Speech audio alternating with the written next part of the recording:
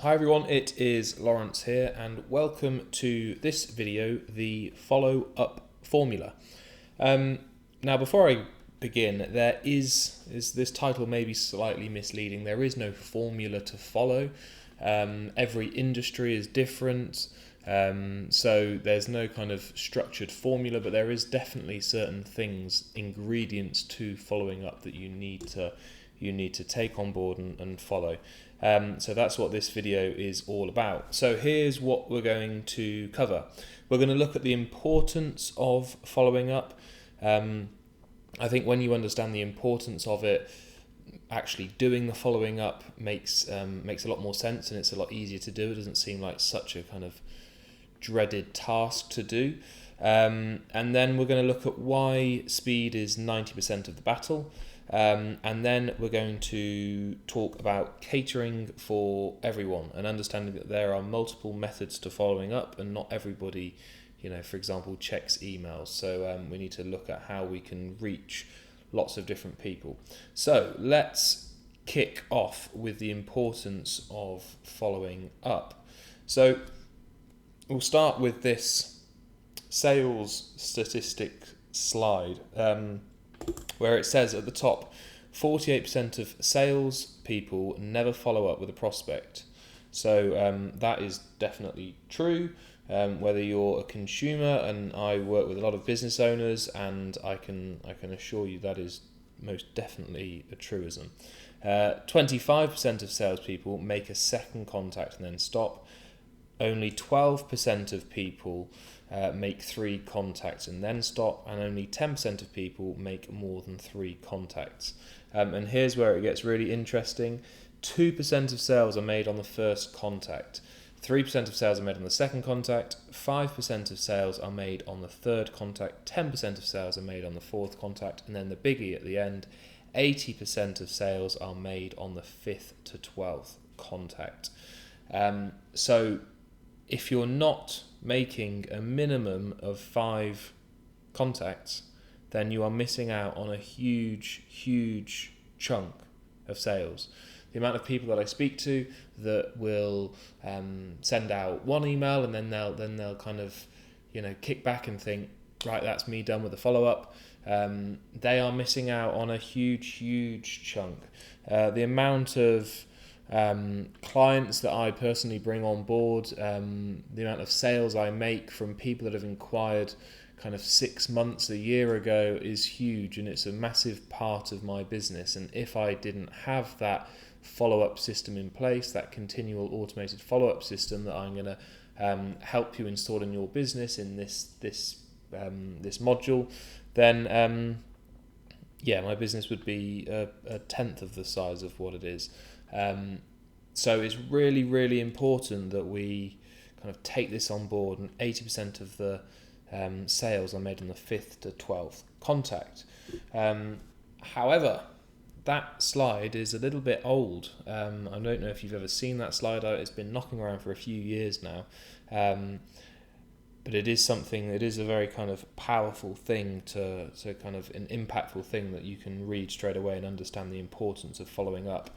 But times are a-changing, as Bob Dylan once said. So those stats that you saw on the previous slide, they are old.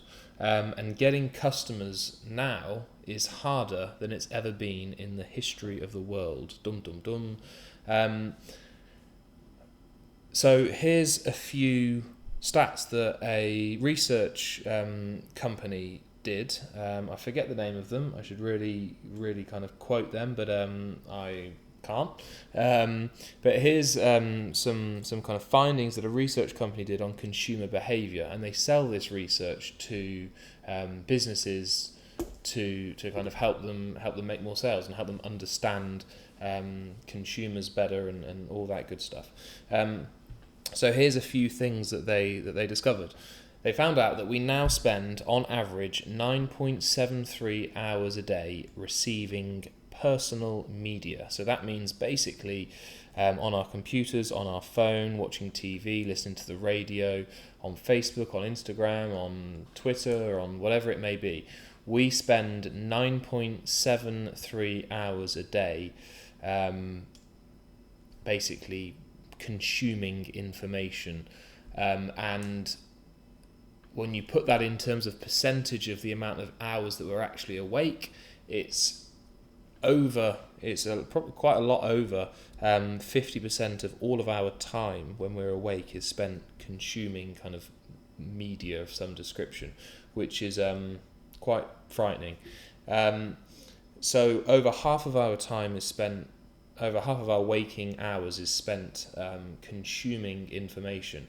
And we see, that should say up to, not unto, we see up to 10,000 adverts every single day. So we're constantly bombarded with adverts. We're probably, and as a result, we're very immune to adverts now. It's a lot harder to make sales. It's a lot harder to get people to read our messages and take on board what we're trying to communicate to them. And it takes, on average, 22 days for someone to go from thinking about it to actually making a decision. So 22 days over 3 weeks to go from I'm kind of moderately interested to yes, I'm going to buy that, I'm going to invest in that, or I'm not going to.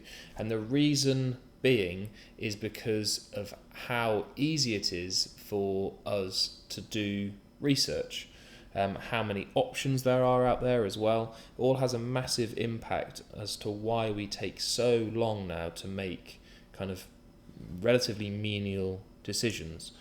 And you will see there's a characteristic of extremely successful people is they do not take time to make decisions. That 22 days for the average person is probably more like 22 seconds, because people want to reduce their kind of the amount of things that are on their plate, basically, the amount of things that are going through their mind and things that they have to think about.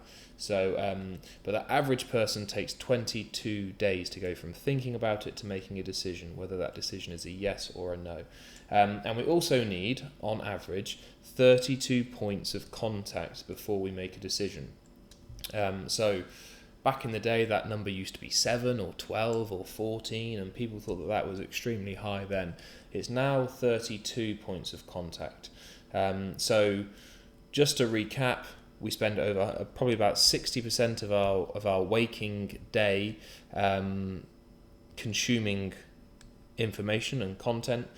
We see up to 10,000 adverts every single day. It takes us 22 days to go from thinking about it to actually making a decision, and we need 32 points of contact before we can ever come to that decision.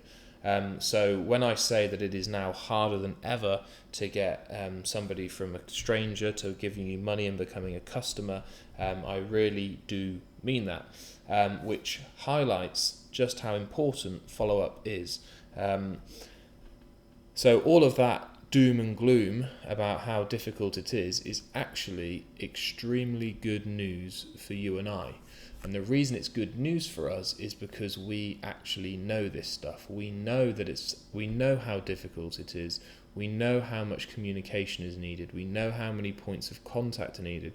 We know that we're up against 10,000 other adverts in every single day. We know that they consume a lot of media, whereas the average business owner, they do not. So they are merely going around sending one email every fortnight and then scratching their head thinking, why is nobody opening my emails and clicking on that link and then buying something from me? Why is this not working? Oh, Facebook ads don't work. Oh, email marketing doesn't work. When really what we need to be doing is, from our own point of view, bombarding these people. But when you put yourself in their shoes, they don't believe that you're bombarding them, because they're constantly being bombarded by up to 10,000 other adverts a day. So you are just one of, if you were to put an advert out in front of somebody every single day, they might think that, well, you might think that you're bombarding somebody, when in reality they're probably not even taking notice of you. They don't even know that you are advertising to them. So that's why we need to be extremely kind of I don't want to use the word aggressive, but I'm going to. We need to be extremely aggressive in our marketing to people because of the competition. There's so much of it out there, and our attention spans are so much shorter. So we need to really up our game and make sure that we do follow up. And as the second point in this slide reads, if you don't follow up, you're screwed. So basically, what you need to do is, again, put yourself in the shoes of your potential customer. They're on Facebook, they're scrolling through, they see your advert, they click on it, they download something.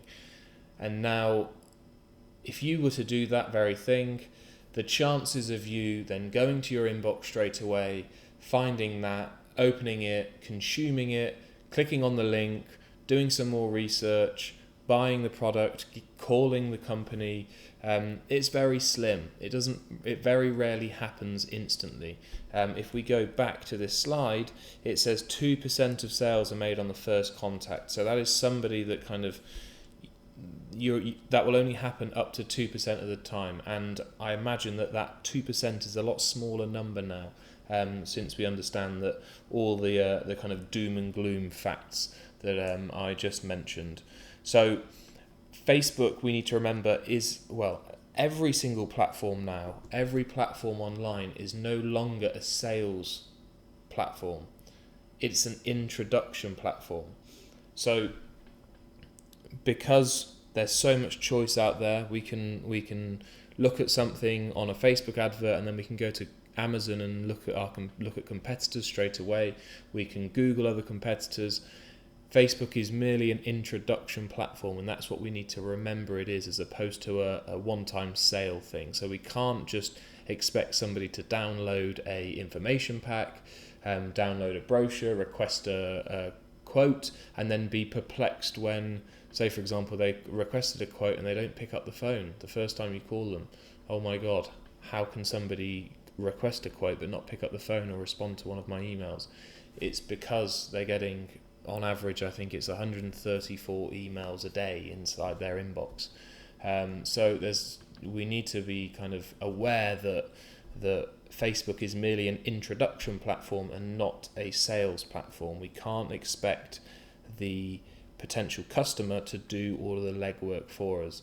And we've also got to remember that Facebook isn't Google. So whereas with Google, we are appearing when somebody is there, when somebody's searching for us, when somebody's looking for the solution that we provide, then we pop up. Whereas in Facebook, we are targeting people that are highly likely to be interested in what we've got to offer. They're not necessarily looking for that solution at that very point in time. So that's where with Facebook, we need to plant the seed in their mind. We need to kind of cultivate that seed through follow-up, as opposed to just, say for example, getting them to request a quote. They don't pick up the phone the first time, and then we just leave it to die. We have to be in charge of that relationship and continually monitoring it and cultivating it, and making sure that it doesn't die. So you've got to remember that Facebook we're there to plant the seed in people's minds that maybe you want this service, maybe you want this solution to a problem that you haven't even really thought of yet. Whereas Google is when somebody's actively searching for us. And the beauty with Facebook, of course, is that we can control the number of people that see that message. With Google, we're kind of at the mercy of people going out and looking for us. With Facebook, we're in control of that, and that's why Facebook is such a more powerful platform than Google. So I hope, to some degree, I've instilled the importance of follow-up to you. So why speed is 90% of the battle. So speed, or the lack of it, is the biggest killer to Facebook success. So again, we've got to remember our attention spans are short, our demands are high, our consumption levels have gone through the roof, and we want everything yesterday. So if you don't cater for the kind of new breed of consumer then you'll just be forgotten.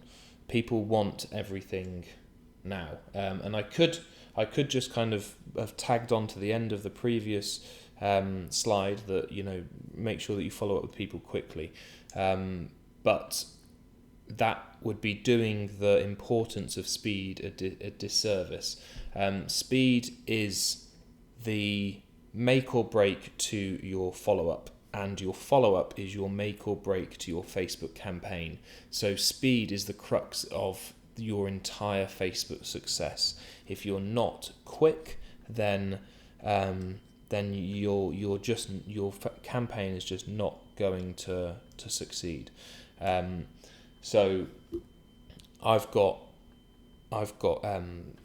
friends that are business owners, and they have a 5-minute rule. If somebody doesn't pick up the phone and contact a new inquiry and speak to them within 5 minutes, then an alarm in their office goes off. Every time they get a lead, that sets a timer, and when that timer goes off and they haven't spoken to that individual client, then I don't know exactly what happens, but I'm sure somebody gets a slap on the wrist. But so it is extremely important. Every single one of my leads gets contacted instantly. They get multiple different methods of communication, and the same should be true with you. So don't believe that you can, contact somebody even when you finish for the day at 5 o'clock. You get home and then you start, reaching out to your inquiries. That's just not going to cut it. It needs to be instantaneous. They need it as soon as they've requested. It is the crux of the success of your campaign. Also, there's kind of a more kind of mindset approach to this as well. So people are, when they're interacting with your advert, they are thinking about you. They're thinking about the solution that you provide. They're thinking about what their life would be like after your help.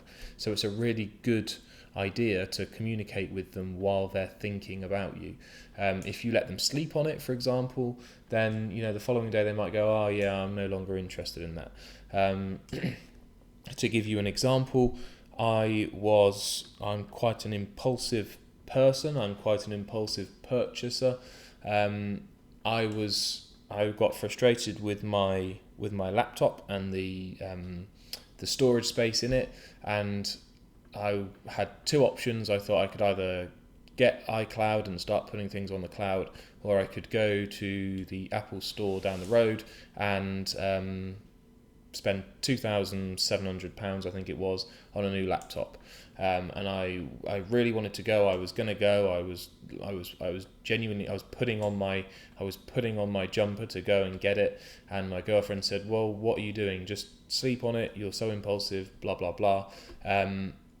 And long story short, I now have the same laptop but with some iCloud storage, and it saved me a lot of money. But if somebody, for example, from Apple knew that I was in that mindset, and they could make my life easier, they could deliver it to me, they could help speed up the process, I would have jumped on that, and I would be sat in front of a brand new shiny laptop.